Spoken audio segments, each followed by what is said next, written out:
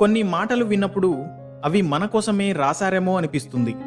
అంతేకాదు, ఆ మాటలు విన్నప్పుడు మనం అనుభవించే బాధ క్షణాల్లో మాయమైపోతుంది.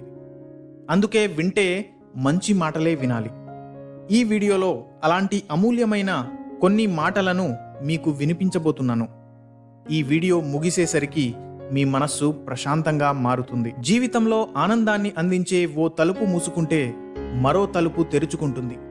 మనం మాత్రం మూసిన తలుపు వైపే చూస్తూ మన కోసం తెరిచి ఉన్న తలుపును చూడకుండానే వదిలేస్తాం. ఈ రోజు నుండి 20 సంవత్సరాల తర్వాత నువ్వు చేసిన పనుల గురించి కాకుండా చెయ్యలేని పనుల గురించి ఆలోచించి బాధపడతారు. అందుకే నచ్చిన పనినే చెయ్యండి. తన వైపు ఇతరులు విసిరే రాళ్లతో తన ఎదుగుదలకు పునాదులు వేసుకునేవాడే తెలివైన వ్యక్తి.